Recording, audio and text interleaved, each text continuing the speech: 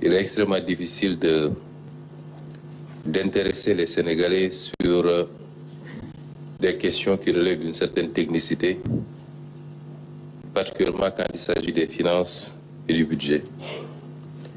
Mais en langage très simple, je voudrais que les Sénégalais comprennent la situation. Et il était important pour nous de dresser cette situation de référence bien avant de vous présenter le nouveau référentiel le 7 octobre. Vous ne pouvez pas faire des projections sur les 25 prochaines années si vous n'avez pas fait l'état des lieux et la situation dans laquelle vous trouvez le pays. C'est d'autant plus important que, en tant qu'acteurs politiques, nous avons promis aux Sénégalais. Nous avons mené une lutte politique pendant 10 courtes et longues à la fois années, qui ont été consacrées par l'élection du président Bassirou Diomaye Faye. Et nous avions promis aux Sénégalais que nous les mènerions au sommet du gratte-ciel. Et je confirme ici que par la volonté de Dieu, nous le ferons. Mais en le faisant, même si nous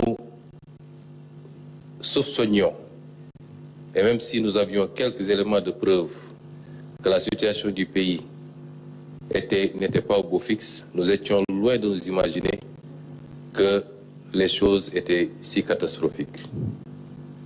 Et donc ce que je voudrais dire, c'est que pensant être au premier étage, nous avions promis d'accélérer les choses pour amener le pays au sommet. Après l'inventaire et l'état des lieux, nous nous rendons compte que nous trouvons le pays au 4e sous-sol. Il nous faudra faire un effort de rattrapage qui exigera de notre part à tous beaucoup de sacrifices. Mais en langage beaucoup plus simple, c'est que le ministre vient de nous dire, c'est que les autorités que nous avons remplacées ont menti au pays et ont menti aux partenaires en falsifiant les chiffres publics, en donnant des données erronées, au moins sur les 3 aspects qu'il a soulevés, mais vous pouvez le considérer sur tout autre aspect, en l'occurrence ici, le déficit public, qui est au double de ce qui a été annoncé pendant tout ce temps. La dette publique, qui est 10 points plus élevée que ce qui a été annoncé. Et de manière constante d'ailleurs, de 2019 à 2023. L'exercice aurait pu remonter plus loin. On aurait su ici, la tendance avait pris départ un peu plus tôt, mais les 4 exercices nous suffisent pour voir à quel point le régime du président Macky Sall a menti au peuple, a menti aux partenaires, a tripatouillé les chiffres pour donner une image économique, financière et budgétaire qui n'avait rien à voir avec la réalité. C'est d'une gravité extrême. D'une extrême gravité. Sur le 3e point, il a abordé la question du surfinancement. De manière très simple, ça veut dire simplement que les partenaires avaient accepté que le Sénégal puisse aller en termes de levée de fonds au-delà de ce qui était annuellement autorisé en prévision du début des 4 premiers mois de l'exercice 2024 qui, dans tous les cas, étaient des exercices incertains au regard des élections qui se profilaient.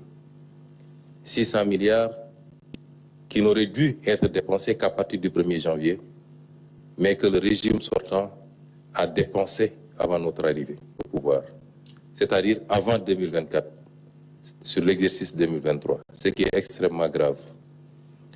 Il est important d'insister sur ce point, parce que la manipulation a voulu faire croire aux Sénégalais qu'il y avait un problème avec le surfinancement et que c'est notre régime qui a utilisé ces fonds, ce qui est totalement faux. ça a été utilisé et de manière injustifiée pour plus de 300 et quelques milliards par l'ancien régime.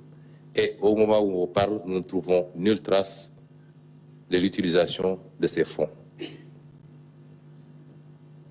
Je voudrais, avant de donner la parole à Monsieur le ministre de la Justice, saluer ici le courage d'un homme, le président de la République. Parce que le ministre ne l'a pas suffisamment abordé, en dehors de l'aspect misreporting, mais cet exercice auquel nous nous livrons aujourd'hui est un exercice risqué pour un État, puisqu'il peut avoir des impacts aussi bien dans nos relations avec les partenaires qu'au niveau du marché. D'autres régimes auraient préféré fermer les yeux et continuer dans la politique du bricolage et du mensonge. Quand nous avons découvert la situation, nous avons tenu des réunions en présence des ministres concernés. Des doutes subsistaient, légitimes. Et le président de la République a donné une réponse très simple. Je ne démarrerai pas ce mandat dans le mensonge, je ne le déroulerai pas dans le mensonge et je ne le terminerai pas dans le mensonge. Quelles que soient les conséquences de cette situation, je dirai la vérité au peuple sénégalais. Et je dis que Dieu aime le Sénégal. Parce que si on avait été inscrit dans la continuité, je puis vous assurer que ceux qui sont à l'origine de cette situation ne l'auraient jamais présenté tel que nous le ferons aujourd'hui. Et le peuple sénégalais aurait été rattrapé tôt ou tard par les conséquences catastrophiques. Nous avons vu énormément de pays se retrouver en situation quasiment de faillite parce que leurs élites ont préféré taire la vérité et continuer dans la manipulation. Je voudrais saluer le courage de cet homme également. Quand le Sénégal devait être programmé au FMI au mois de juillet, il a pris la décision de ne pas présenter le dossier du Sénégal et a dépêché le ministre des Finances pour aller le dire au FMI, aux États-Unis, et leur dire nous préférons ne pas avoir de décaissement plutôt que de le faire sur une base erronée et demain en subir les conséquences. Certains manipulateurs ont voulu dire aux Sénégalais que le FMI a reporté le rendez-vous parce qu'on aurait opéré des levées de fonds. C'est totalement faux. C'est à notre initiative, et seulement à notre initiative. C'est nous qui avons demandé au FMI. Et le FMI pourra démentir si ce n'est pas vrai. C'est nous qui avons envoyé, dépêché une délégation pour dire au FMI que nous préférons reporter ce rendez-vous, le temps de terminer le travail que nous étions en train de faire et de pouvoir nous présenter à lui dans des conditions qui reflètent la situation du pays. Ces précisions sont extrêmement importantes parce que nous sommes dans un pays de manipulation, de diffusion de fausses nouvelles à longueur de journée. Et sur ces questions, j'inviterai tous les Sénégalais à beaucoup plus de retenue parce qu'il s'agit de l'image du pays, de sa crédibilité à l'extérieur. C'est des questions qui relèvent à la limite de sécurité nationale. Et tout Sénégalais qui se prononce, quelle que soit la liberté dont il dispose, doit le faire sur la base de chiffres, de faits et d'informations vérifiées. Je m'en limiterai à ça. Et ces données ou ces informations qui ont été produites ne seront jamais démenties par ceux qui en sont les auteurs. Des ministres ont été présentés ici comme étant les meilleurs ministres des Finances que la République n'ait jamais connus. Le ministre Moustapha Ba, le ministre Amadou Ba, d'abord en tant que ministre et en tant que Premier ministre, et même le président de la République Macky Sall. Et tout ce beau monde a menti aux Sénégalais, a menti au peuple, a menti aux partenaires pour pouvoir simplement bénéficier de fonds et qui j'y reviendrai après, le plus souvent ont été détournés de leur objectif. C'est une situation d'une extrême gravité qui appelle à l'exercice de situation des responsabilités, mais également la nécessité d'en tirer toutes les conséquences.